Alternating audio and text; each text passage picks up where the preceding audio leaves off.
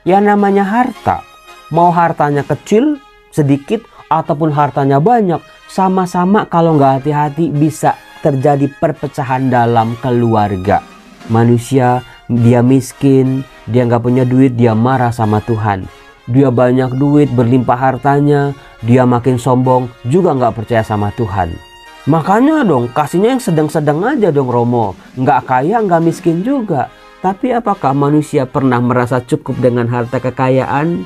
Lagi-lagi, soalnya bukan kaya ataupun miskin. Tapi apakah manusia berani berkata cukup? Bisa bersyukur dengan semua berkat-berkat yang dia terima. Itu duduk perkaranya. Salam damai sejahtera saudara-saudara yang terkasih pencinta firman Tuhan. Berjumpa kembali dengan Bible Learning with Father Joseph. Terima kasih Anda tidak pernah jemu-jemu untuk mampir lagi ke channel YouTube ini. Lihat, menyimak firman Tuhan, pembahasannya, meresapi firman itu dalam kehidupan kita masing-masing. Menjadikan rema buat hidup kita pada akhirnya.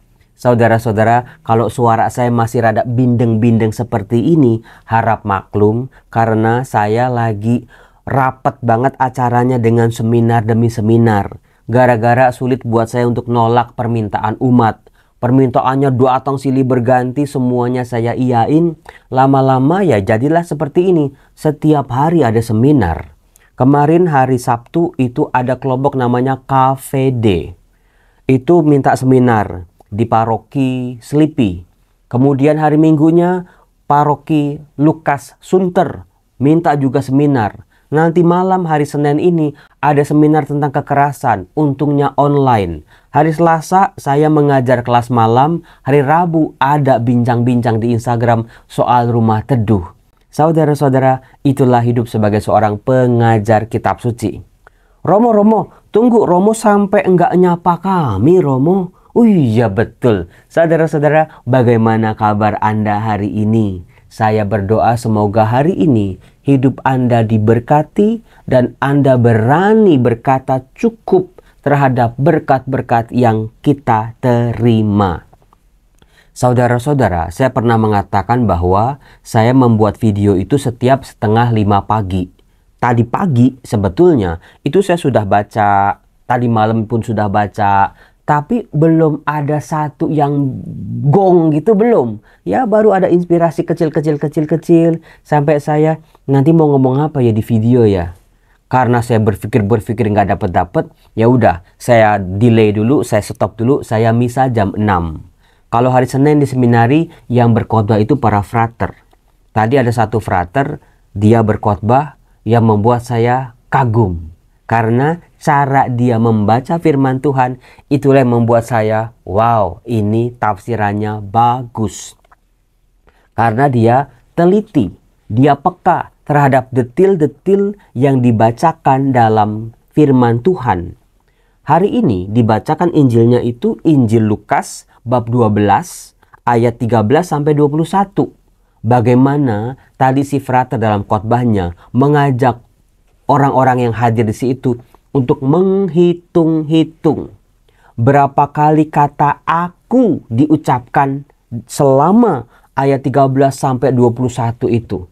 Itu membuat saya berpikir, waduh iya ya, saya juga belum pernah berpikir sampai sejauh itu, sampai ngitung-ngitung. Ternyata menarik, ada sebuah pesan yang mau disampaikan. Contohnya, kan konteksnya Lukas 12 adalah waktu itu Tuhan Yesus sedang mengajar. Tiba-tiba ada seseorang bertanya kepada Yesus, "Guru, katakanlah kepada saudaraku supaya ia membagi warisannya dengan aku." Di situ aja udah ada 2 kata aku, bukan? Iya ya Romo, silakan siapkan stabilo Anda, pulpen Anda, di kitab suci Anda coba tuh dibuletin atau ditandain kata aku. Karena nanti dalam perumpamaan tentang orang kaya itu begitu banyak kata aku ditulis di situ. Kita mulai dari kalimat pertama dulu. Guru, katakanlah kepada saudaraku supaya ia membagi warisannya dengan aku. Saudara-saudara, si orang ini yang datang pada Yesus, dia menyapa pribadi yang lain sebagai saudaranya. Saudara sekandung. Di balik kata saudara, apalagi saudara kandung, ada ikatan, ada kesatuan. Sama orang tuanya, ada ikatan darah, hidupnya mungkin tinggalnya sama, dididik secara sama, dari suku yang sama, dari keluarga yang sama. Meskipun seolah-olah bagus, dia menyapa pribadi lain sebagai saudaraku, tetapi kalimat berikutnya, supaya ia membagi warisan dengan aku. Nah loh, di balik kata saudara ada kesatuan, ada ikatan, tapi justru yang dia minta adalah supaya ia membagi warisan, memisahkan, membelah, memotong warisannya buat aku.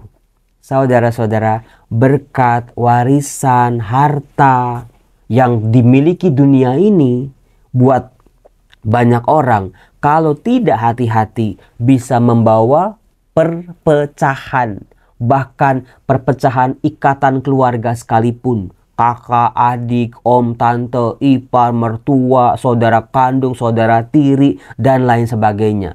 Udah banyak kejadiannya bukan? Iya ya Romo, baru sadar ya Romo. Ya namanya harta, mau hartanya kecil, sedikit, ataupun hartanya banyak, sama-sama kalau nggak hati-hati bisa terjadi perpecahan dalam keluarga. Yang kalau hartanya besar sampai ember-emberan jumlahnya, wah bisa berebutnya, bisa beributnya itu sampai ke pengadilan sana, pengadilan tinggi bahkan. Kalau yang kecil, meskipun kecil tapi diributin terus, bikin keluarga tidak akur, bikin saudara-saudara terpecah-pecah, terpisah-pisah, saling membenci, saling marah. Akhirnya gua nggak ngaku lagi lu sebagai saudara. Begitu biasanya kalau terdengar dalam masyarakat. Nah, bagaimana Tuhan Yesus bereaksi dengan yang dikatakan oleh orang itu?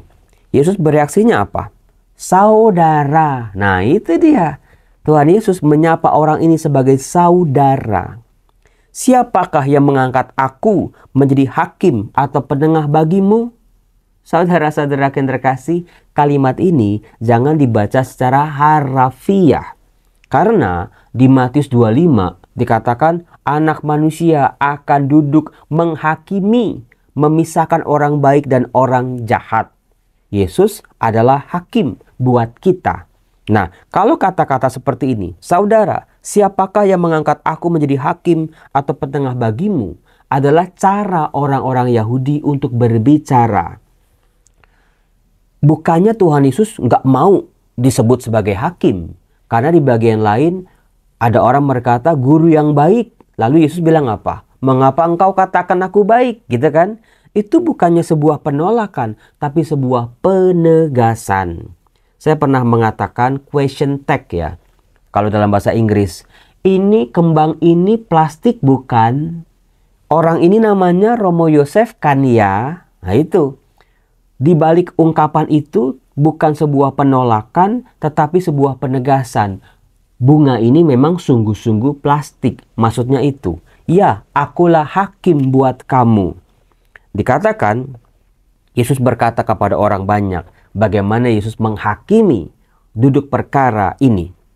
Berjaga-jagalah dan waspadalah terhadap segala ketamakan. Ini dia. Keserakahan, iri hati, dendam masa lalu, dendam kemiskinan masa lalu itu banyak terjadi.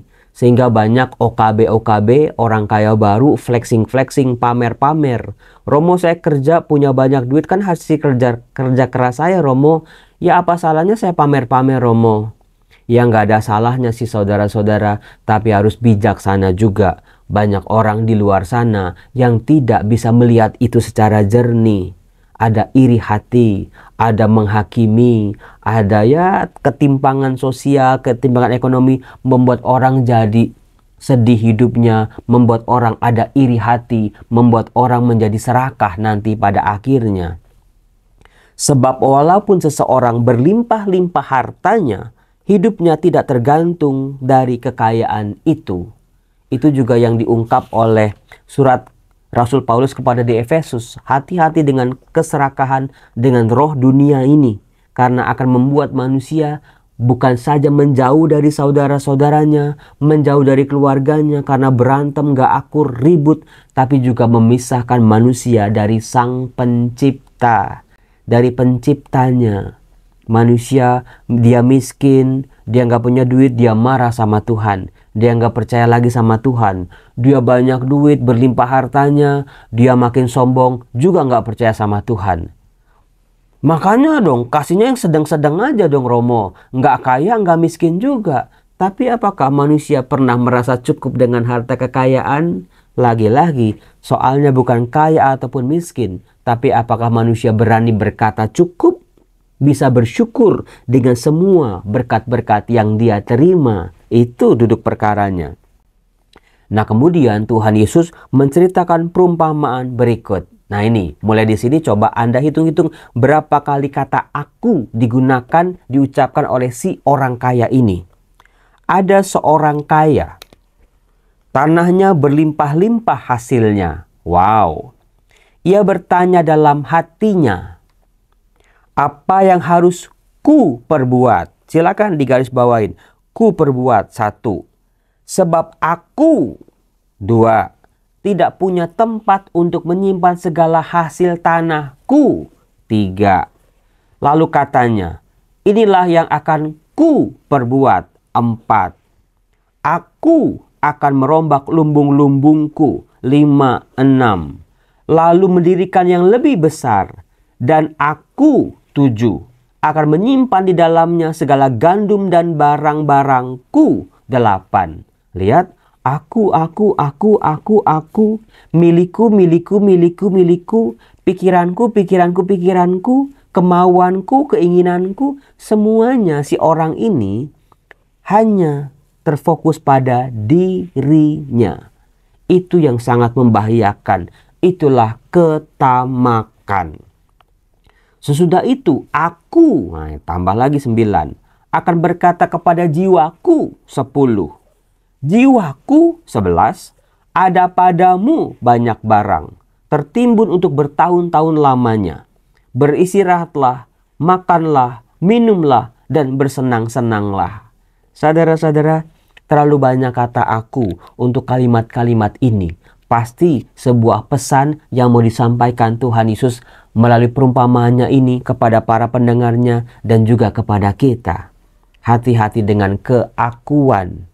Bukannya aku ini gak penting, bukannya aku ini gak berharga. Di mata Allah kita sangat berharga.